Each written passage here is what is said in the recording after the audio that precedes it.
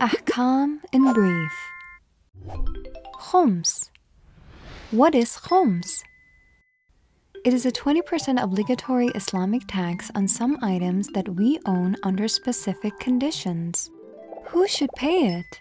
Every individual Muslim who is at the age of puberty and is sane. For the minors, it becomes the parents' or guardian's duty to pay it. On what is it paid? There are various items to which khums applies. For example, treasure trove and spoils of war, and etc. But the most popular item in our daily life is the khums on the surplus of income or on possessions that exceed our needs. This is what we are going to discuss in detail in this video. What is the surplus of income? As we mentioned, khums is paid on what we own that exceeds our needs. In other words, khums is paid on the surplus of what we own after spending on all permissible expenses, including the expenses of our dependents. The amount and the level of the expenses varies from a person to another based on his status. For example, someone owns a 2-floor house and he and his family live in 1 floor. But he regularly has guests, and since he uses the 2nd floor for his guests, there will be no khums on the 2nd floor. Or another person owns a big collection of books in his personal library which he doesn't read. Here again, based on his status, for example, if he is a researcher who usually requires these books, there will be no khums even if he doesn't read them. But if reading and research is not of his interest and he owns these books, he has to pay khums on them. Finally, know that according to some jurists, khums is not paid on inheritance, a wife's mahr, and on what khums has been paid before. When should the khums be paid? There are 2 options on when to pay khums.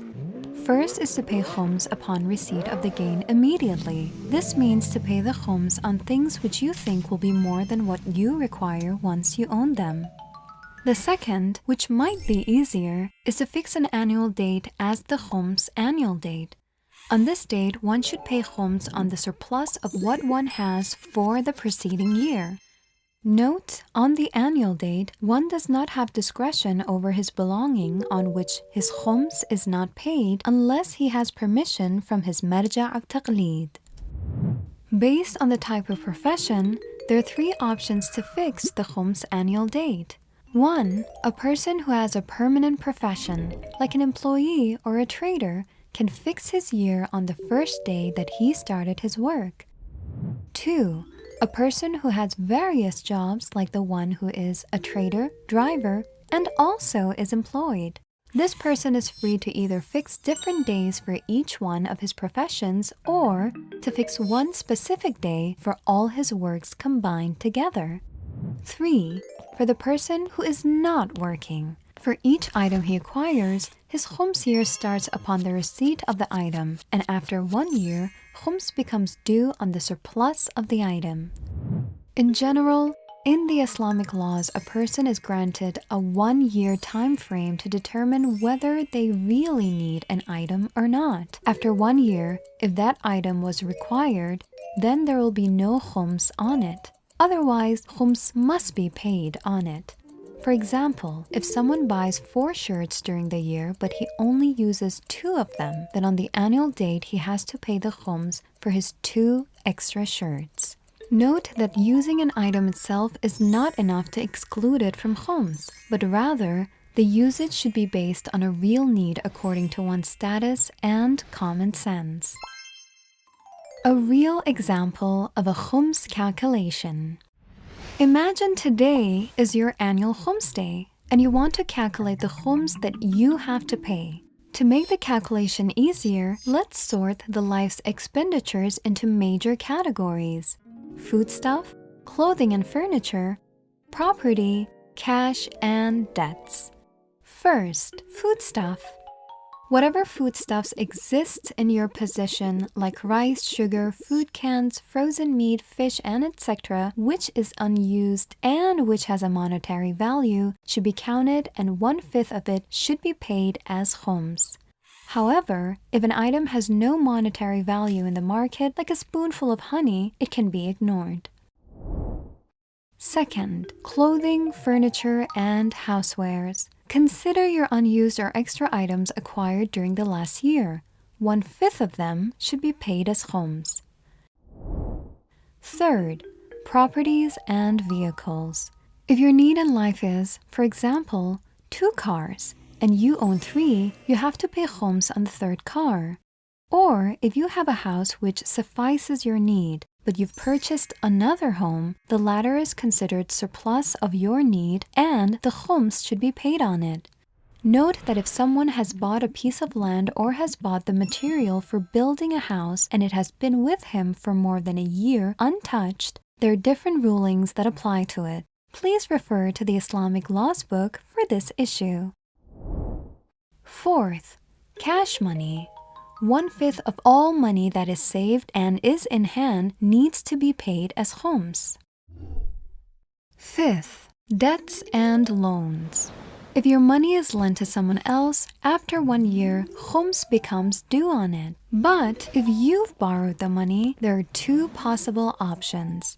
First, if the money itself or its equivalent or replacement still exists, like when you buy something with it and that thing is still with you. In this case, there's no khums due on it. Second, if the money is spent and doesn't exist anymore, and if it was spent on your need according to your status, there will be no khums. In addition, you're allowed to deduct the amount of your debt from the total surplus that you have to pay khums on, but note that you are allowed to deduct it only for 1 year. A question: does one have to pay khums on business capital and the equipment used in business? Yes, one may have to pay khums if it is more than one's regular needs. But if paying the khums affects his livelihood, there are other details which should be referred to in the Islamic Laws book. Paying the khums. After calculating the items on which khums should be paid, there are 2 ways to pay khums. First way is to give 1/5 of the commodity itself. So for example, if you have 5 kilos of rice, pay 1 kilo as khums. The second way is to pay the cash equivalent according to the market value. So instead of giving the 1 kilo of rice, you pay its cash equivalent. To whom khums can be paid? All khums that one pays is consisted of 2 parts, or sahm in Arabic. Sahm of Imam, peace be upon him, which at the time of ghibah is given to the marja' we follow, and he permits where and how this portion is to be spent. Sahm of Sayyids, which is given to the poor and needy Sayyids, provided that it is not spent on haram purposes. It is also better to consult your marja' or his representative before paying it. In conclusion, it is good to know that in addition to the surplus of income, there are 6 other things that khums is obligatory on: spoils of war, minerals, treasure trove, gems obtained from sea diving, amalgamation of halal wealth with haram, the land which a non-Muslim purchases from a Muslim. You can read more about these items in the Islamic Laws book.